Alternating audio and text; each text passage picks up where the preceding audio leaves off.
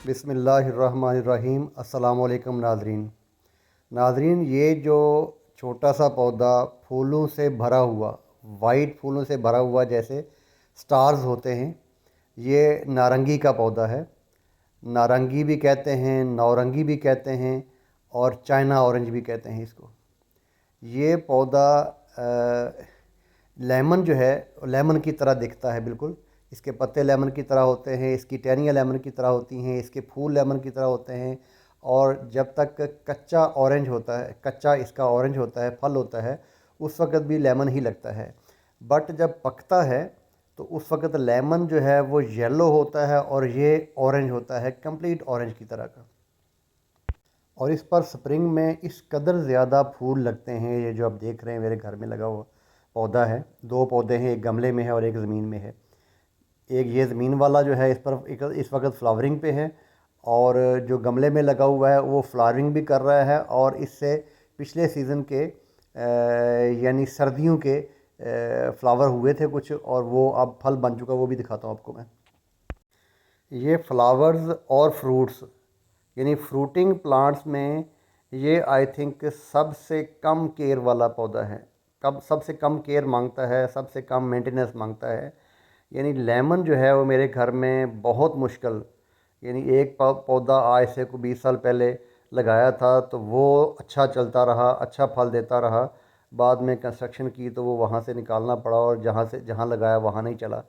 But उसके अलावा lemon मेरा सही सक्सेस नहीं हो सका।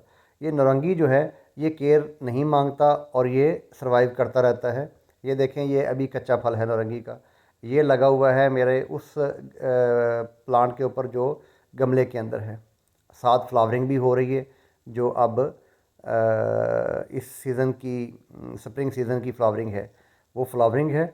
और सर्दियों से बल्कि पहले ये नवंबर में ये फ्रूट्स छोटे छोटे लगे हुए थे, अब ये बड़े हो चुके हैं। अब ये गर्मी आएगी, मई में आगे ये पक जाएंगे और ये हो जाएंगे, ऑरेंज कलर के हो जाएंगे ये। और जितनी आप इसके ऊपर फ्लावरिंग देख रहे हैं, इस कदर फ्लावरिंग आई थिंक कि एक पौधे के ऊपर 500 के करीब फूल होगा। चलें इसमें से 25% भी प्लांट लग जाए, फल लग जाए और वो पक जाए, तो सोचिए किस कदर खूबसूरत ये पौधा लगता है।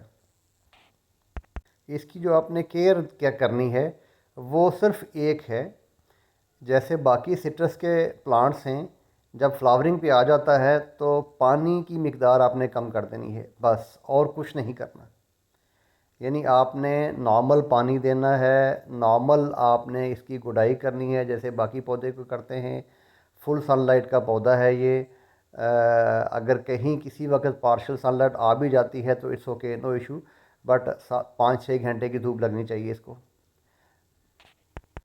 और गर्मियों में जब इस पे फल जो है इसका पक जाता है ऑरेंज कलर का, ये देखिए इसके नीचे पत्ते, हवा चल रही है, आंधी चल रही है तो उससे नीचे पत्ते गिर गए हैं, लेकिन फिर भी काफ़ी ज़्यादा फ्लावर्स हैं, कोई टेंशन वाली बात नहीं है।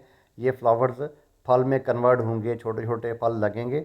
और उसमें से अगर मैं कहता हूँ 25% भी रह गए, 20% भी रह गए, तो भी 100 के करीब, 150 के करीब इंशाल्लाह इसके ऊपर फल होगा।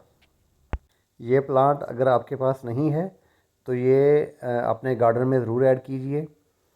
ये फ्लावरिंग पे होता है तो सिर्फ़ फूल ही खूबसूरत नहीं लगते, बल्कि इसकी खुशबू बड़ी प्यारी है, बड़ी धीमी सी सिट्रस का टच भी आता है इसमें। और जैसे कलियां होती हैं जैस्मीन या मोतिया, उस जैसी खुशबू आ रही होती है। और गर्मियों में जब ये फल पक जाता है और ऑरेंज हो जाता है तो ये पौधा इंतहाई खूबसूरत लगता है।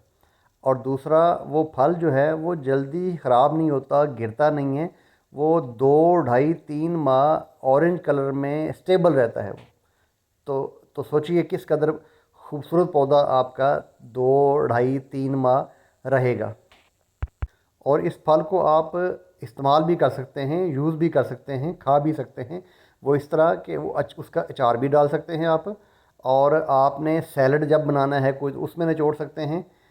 ये ज़्यादा खट्टा होता है, तुरश होता है, तो ज़ाहिर है सिट्रस जो है वो आपको विटामिन सी पहुंचाता है, तो आप इसको अगर जैसे स्कंजबीन बनाते हैं तो उस वक्त उसमें भी डाल सकते हैं आप। आपने अगर सैलड बनाते हैं उसमें खट्टी डालते हैं, आपने लेमन लेमन डालते हैं, ऑरेंज डालते हैं, उसकी जगह पे ये डालें आप। जो लोग मकई का उबला हुआ सिट्टा खाने के शौकीन हैं उनके लिए तो बहुत ही परफेक्ट ऑप्शन है कि वो उसको बजाय इसके कि वो कोई और फल उसके ऊपर लगाएं खट्टा करने के लिए, ये वाला काटें और काट के लगाएं, इंतहाई लजीज लगेगा आपको। ये मेरी तोरी की बेल खजूर पे चढ़ रही है, इस पे भी बहुत जल्द वीडियो बनाऊंगा मैं। इसके साथ ही इजाज़त चाहूँगा। अल्लाह आप सबका हामी और नासर हो। खुदा हाफिज़। और वीडियो को लाइक करते जाइए, अगर चैनल पे नए हैं तो सब्सक्राइब भी कर दें।